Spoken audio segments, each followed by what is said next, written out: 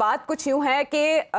جب بھی بھارت کے ساتھ یہ بات کی جاتی ہے کہ پاکستان کے ساتھ وہ اپنے روابط کو بہتر بنائے تو بھارت عالمی برادری کو یہ باور کراتا ہے کہ پاکستان دہشت گردی میں ملوث رہا۔ اب اس انکشاف کے بعد وہ بھی کینیڈین پارلیمنٹ کے پلیٹ فارم سے اور کینیڈین وزیر اعظم کی جانب سے جو مغرب کے ڈارلنگ کا اصل چہرہ ہے وہ دنیا کے سامنے بے نقاب ہوا یا کسر ابھی باقی ہے؟ دیکھیں اثر ابھی باقی ہے کیونکہ ابھی تو یہ شروعات صرف کینیڈا سے ہوئی ہے۔ کچھ دیر کے بعد کچھ عرصے کے بعد برطانیہ کے اندر بھی جو ہندوستانی انٹیلیجنس ایجنسیز کے غیر قانونی کام ہے وہ بھی واضح ہوئیں گے۔ اس کے علاوہ جو بین الاقوامی دہشت گردی کو جو فروغ دے رہے مختلف خطوں کے اندر وہ بات بھی واضح ہوئی ہے۔ لیکن یہ بات اب کوئی ڈھکی چھپی نہیں رہی ہے کہ ہندوستان جس طرح اپنی ایکسپیٹ کمیونٹی کے خلاف کام کر رہا ہے یا کینیڈین نیشنلز یا جو باقی بھی نیشنلز ہیں ان کے خلاف، اگر وہ یہ سمجھتا ہے کہ ان کے مفاد میں ہے کہ ان کو قتل کرانا تو اس سے بھی بریک کرنا اور اس سے بھی رکیں گے نہیں۔ اچھا، لیکن معریش صاحبہ ہمارے پاکستان کی جانب سے رد عمل ہمارے سابق وزیر خارجہ نے دیا اور بھارت کو روک ٹیرر اسٹیٹ قرار دیا۔ پاکستان کی جانب سے اس کا رد عمل کیا دیا جانا چاہیے؟ کیونکہ دے آر کنیکٹنگ کہ 2013-14 میں اس خالستانی رہنما نے پاکستان کا بھی وزٹ کیا اور دوسری طرف ہمارے وزیر اعظم یو این اسمبلی سیشن میں شرکت کرنے جا رہے ہیں۔ کیا وہاں بھی یہ معاملہ اٹھانا چاہیے؟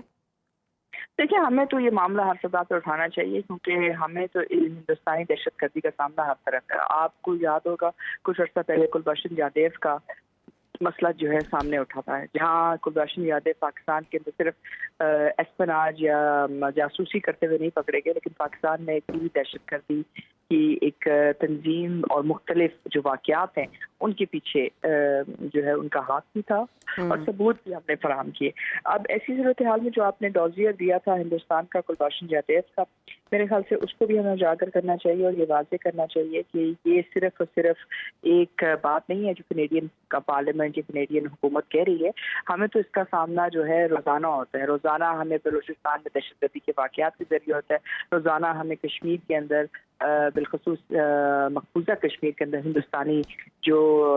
ریاستی دہشت گردی ہے اس کا سامنا کرنا پڑ رہا ہے۔ تو یہ ایک مسلسل جدوجہد ہے جو ہمیں کشمیر میں بھی دیکھنے میں نظر آ رہی ہے، چاہے ہندوستان دہشت گردی کر رہا ہے بلوچستان میں بھی، اور ہمیں یہ تمام معلومات بین الاقوامی سطح پہ شیئر کرنی چاہیے تاکہ یہ واضح ہو کہ صرف اقلیتیں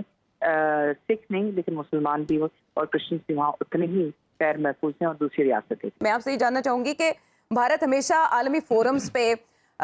مذہبی دہشت گردی انتہا پسندی کا الزام لگا کے پاکستان میں کالعدم جماعتوں پہ پابندی کا مطالبہ کرتا رہا ہے اور پابندیاں لگواتا رہا ہے، جبکہ ہم بی جے پی کا اگر ٹریک ریکارڈ دیکھیں تو مذہبی انتہا پسندی میں وہ تمام ریکارڈ اور تمام حدیں پار کر چکے ہیں۔ ہندوتوا کا نظریہ وہ اس کو ترویج دینے پہ ڈٹے ہوئے ہیں۔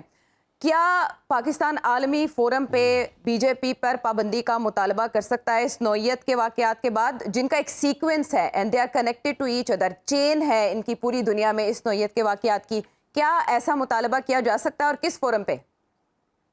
دیکھیں، اس وقت جو سب سے بڑا مسئلہ ہندوستان کو پہلی دفعہ ہوگا وہ یہ ہے کہ ابھی تک ہندوستان بین الاقوامی فورمز کو استعمال کرتا رہا ہے اپنے بین الاقوامی دوستوں کے ساتھ پاکستان کے خلاف، اور اس میں اپنی من گھڑت کہانیاں دکھاتا رہا ہے جہاں کبھی ان کو کوئی واضح ثبوت نہیں تھے، لیکن پھر بھی ان کو وہ تمام ثبوت انہوں نے اس سے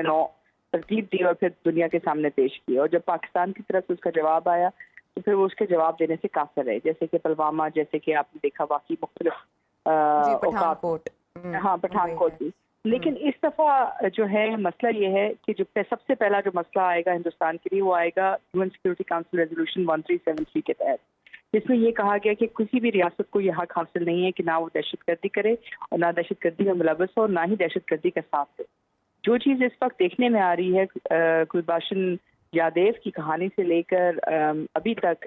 کینیڈا میں، وہ یہ ہے کہ اس وقت ہندوستان کی جو ریاست ہے وہ دہشت گردی کر رہی ہے، اور ایسی صورتحال میں جب آپ کسی دوسرے ملک میں جا کے دہشت گردی کرتے ہیں، جب آپ ناحق قتل و غارت کرتے ہیں تو یہ صرف کرائم کے زمرے میں نہیں آتا، یہ آپ دہشت گردی کے زمرے میں آتے ہیں کہ جب آپ ہٹ کلنگز کرتے ہیں اور آپ اپنی انٹیلیجنس ایجنسی کے ذریعے کام کرواتے ہیں اور پھر آپ اب ان اقلیتوں کے خلاف کرتے ہیں جو آپ کا خیال ہے کہ اس وقت آپ کے ملک میں ایک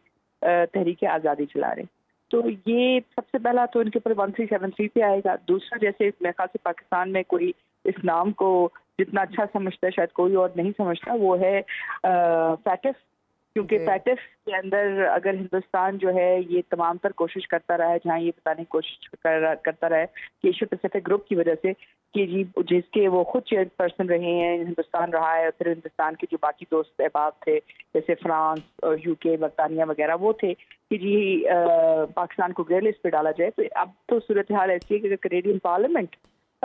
جو ہے یہ کہہ رہی ہے کہ ہندوستانی انٹیلیجنس ایجنسی اس کے اندر اس میں